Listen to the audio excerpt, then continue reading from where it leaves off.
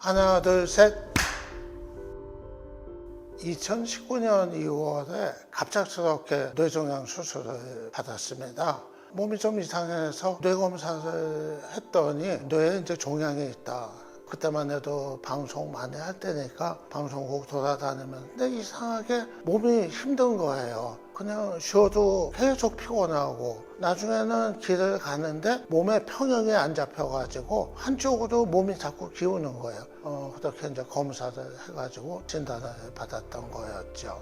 아무튼 수술을 해가지고 종양 자체는 이제 깨끗이 이제 제거가 됐어요. 그런데 후유증이 상당히 좀 심해가지고 혀가 마비가 됐었고 식도가 열리질 않았고 성대도 기능을 많이 잃었었고 지금은 한 95% 정도는 회복이 된 거예요. 조금 그게 이제 어색할 수 있는 부분이 조금 남아있는데 가끔은 또 방송할 기회가 또 있긴 있더라고요. 그래서 조심스럽지만 나가보기도 했었고 별뭐 이제 욕심은 없어요. 사람이 한번 그 죽을 고비 넘기고 나면은 그동안 매달렸던 여러 가지 집착들 같은 거, 이런 게 정말 아무것도 아니었구나. 이런 마음을 갖게 되는 것 같아요. 젊었을 때는 정말 뭐 나라를 구하겠다고 그런 이제 결의를 가지면서 진보운동하고 정말 정신없이 살다가 이제는 좀 세상을 거리를 두고서 관조할 거는 좀 관조하려는 그런 삶을 살려고 합니다. 나 자신을 무엇보다도 우선 돌보는 삶, 그리고 가족들을 또 챙기고 사랑하는 아마 그것이면은 이제 충분하지 않겠나. 제가 방송 활동을 20세기부터 이제 시작을 했었어요. 그때만 해도 뭐 시사평론가라고 하면은 뭐 하는 거예요? 그랬던 이제 시절이었는데 이명박 정권에 들어섰을 때 정말 하루아침에 다 잘렸어요. 한두 달 사이로. 그 이유를 물어보면은 노무현 정부 때 방송 많이 나왔기 때문이다. 그냥 그게 이유더라고요. 일단은 그때 많이 했던 사람들 다 그만둬야 된다. 그게 이제 보수 정권 시절에 쭉 이어졌었어요. 야, 진짜 세상 무섭다 하는 거 아주 톡톡히 실감을 했었죠. 근데 문재인 정권 들어섰다고 해서 다시 방송 많이 하게 됐냐? 그것도 전혀 아니었어요. 왜냐하면 저는 친문은 또 아니었거든요. 노무현 정부 초기에는 제가 흔히 얘기하는 친노범주에 포함이 됐었죠. 그런데 어느 시점부터 제가 노무현 대통령 잘한 건 잘했다 하고 또 너무 좌충우돌하는 행보에 대해서는 비판을 하기 시작했어요. 그때부터 친노 쪽하고는 사이가 안 좋아진 거예요. 그 후과가 문재인 대통령한테로까지 이어지는 거예요. 참 마음이 오히려 더 힘들었어요. 보수 정권 시절에는 비판했던 쪽이니까 박해당한다. 내가 감당해야 될 몫이다. 구차하게 연명하지 않겠다. 이런 생각으로 마음이 편했는데 이게 어떻게 된 게 다른 세상이 왔다고 하는데 저는 전혀 실감이 되진 않았어요. 그리고 과거에 제가 방송을 했던 그 자리에는 문재인 대통령을 열정적으로 지지했던 사람들만이 마이크를 쥐고 방송의 진행들을 다 맡고 그렇게 짜지더라고요. 방송계가. 대통령이 문재인 대통령 됐으니까 그쪽 지지자들 입맛에 맞는 얘기들 몇 번 하고 다니기 시작하면 그쪽에서 스타가 돼요. 제가 그거 다 알죠. 그 노하우는. 근데 저는 그렇게는 못하겠더라고요. 그래서 저는 보면서 야, 이런 희극적인 장면이 어딨냐. 전 속으로 탄식을 했었어요.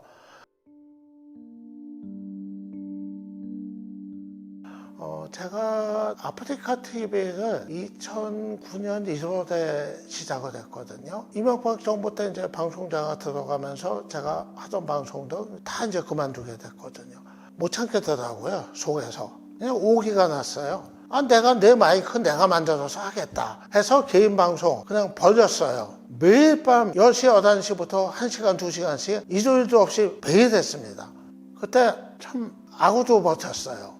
그때만 해도 인터넷 개인 방송을 통해서 정론을 펴는 거 그게 어느 정도는 좀 가능했던 시절이었던 것 같아요. 그런데 이제 시간이 한참 지나면서 제가 기반했었던 당시의 야권층 친문이냐 아니냐 이게 2012년부터 아주 선명하게 갈라지더라고요. 보니까 친문 그 큰 손들이 다 빠져나가더라고요. 그렇다고 해서 제가 뭐 억지로 그에 맞출 수는 없는 거고.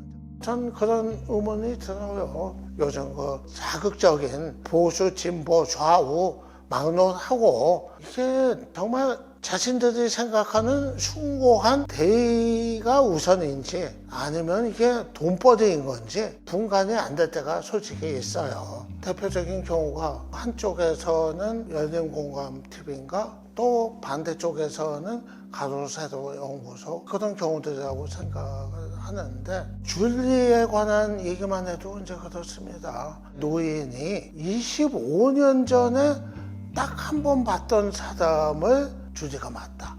이게 저는 그런 초인적인 기억력이 과연 가능한 것인지 이거는 16년 전에 생태장치 왔던 사람이 그 사람이다 했던 것보다도 더 놀라운 광경인 것 같아요. 25년 전 기억 주장 그거 말고는 아무런 근거가 없어요. 실체가. 생각해 보세요. 무슨 근거가 지금 팩트로 제시가 된 게 있는지 아무것도 없거든요. 그럴 만한 이유가 있어야 되는 거거든요. 저는 그게 상식적으로 불가능하다고 살아온 경험으로 그런 판단을 해요. 전 줄리면 어떠냐가 아니라 줄리는 터무니없는 마타도어다. 그런 유튜브 하는 사람들은 장사가 되니까 저렇게 하나 보다 그렇게 생각할 수도 있는데 제가 참 참담해지는 지점은 그런 내용을 한 나라의 법무부 장관을 지냈던 여당 정치인이 또 자기 페이스북에 신이 나서 올립니다. 아주 대단한 발견이라도 한 듯이 올립니다. 그러면 거기에 또 수천 명이 또 좋아요를 그냥 아주 탄성을 올리면서 눌러요. 이 극단이 낳은 어떤 광기의 모습이라는 점에서 참담해요. 그리고 우리의 합리적인 이성이 지켜질 수 있는 사회는 불가능한 것인가?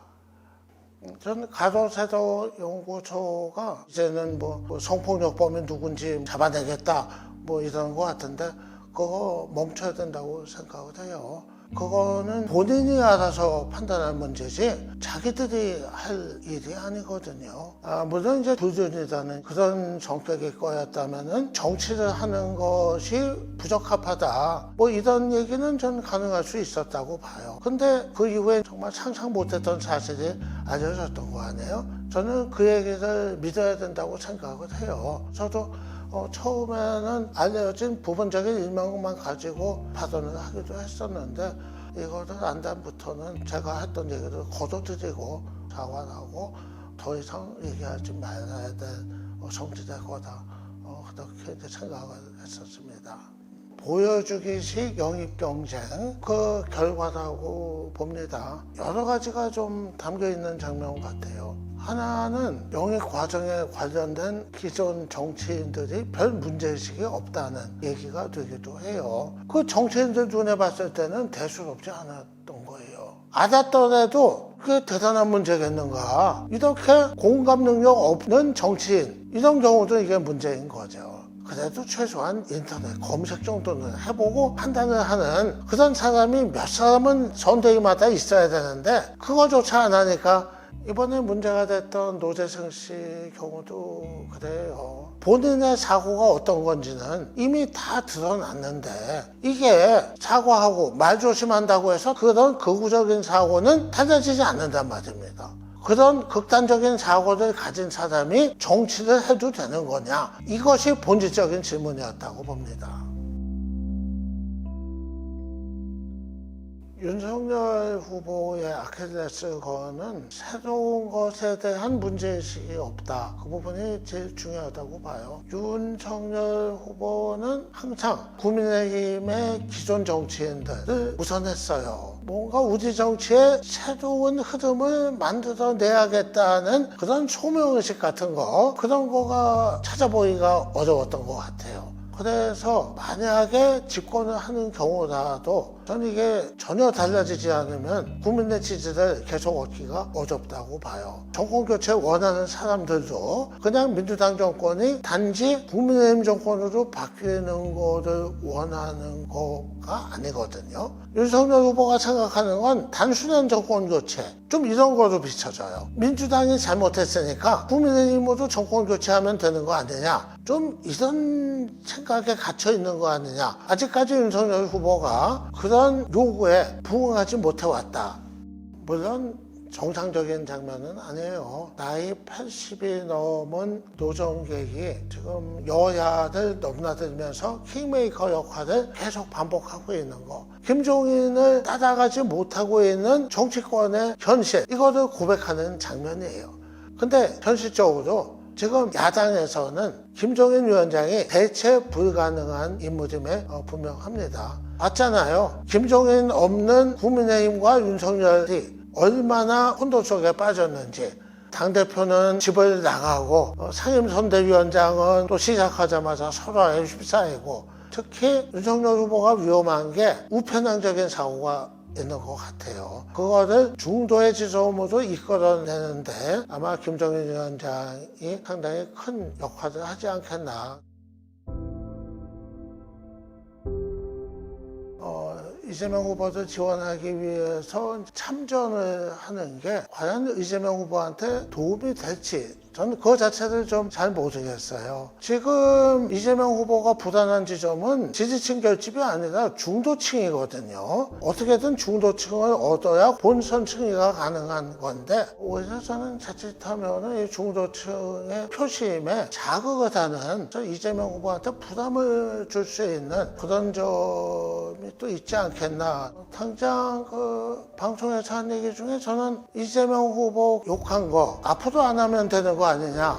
왜 같은 얘기 돼도 저런 식으로 할까 좀 생각이 들었어요. 사실 이재명 후보 그 형수 그 욕설 부분에 대해서는 국가 지도자의 어떤 품위, 품격, 인성 이런 거 차원에서 좀 불편해했던 사람들이, 국민들이 많이 있었어요. 그러면은 그런 사람들의 마음을 조금이라도 헤아린다면은 정말 아무것도 아니고 대수롭지 않다는 식. 그래 나 앞으로 안 하면 돼.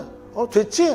좀 이런 뉘앙스로 들려버리거든요. 그거는 그동안 마음이 참 불편했던 사람들한테는 뭐지? 하면서 한편으로는 오히려 자극을 주는 좀 이런 표현인 것 같아가지고 우선 하나는 도덕성 논란, 또 하나는 대통령이 됐을 때 어떻게 할지 모르겠다 하는 불안 심리, 이런 게 좀 중도층에 있는 것 같아요. 그렇지 않아도 국회 절대다수가 여당인데 여기에 이재명식 밀어붙이기가 결합이 됐을 때 이거 어떻게 되는 건가에 대한 어떤 우려 같은 거, 아마 그런 점을 의식해서 이재명 후보가 기존에 내세웠던 대표적인 정책들, 기본소득이라든가 이런 급선회를 보이고 있는데, 문제는 얼마만큼 이제 진정성이 있는 모습으로 다가갈 건지, 이게 이제 관건일 것 같아요.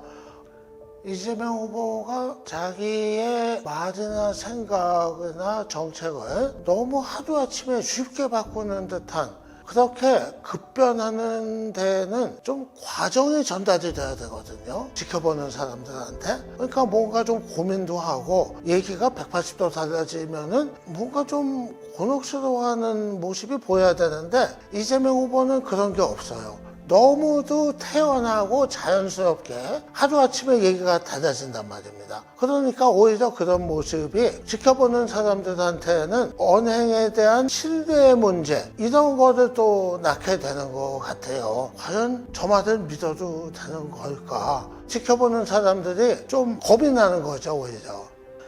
결국 이제 중도층 공략을 위한 이제 포석이다, 이렇게 이제 봐야겠죠. 조국 사태에 대한 사과, 그게 사실 중도층 마음을 얻는 걸 우선하겠다, 이런 판단의 결과가 될 텐데, 아마 그거는 민주당 내에서는 또 어느 정도 양해가 되고 청와대에서도 너무 선을 넘지 않으면 이해하지 않겠나, 이렇게 봐요.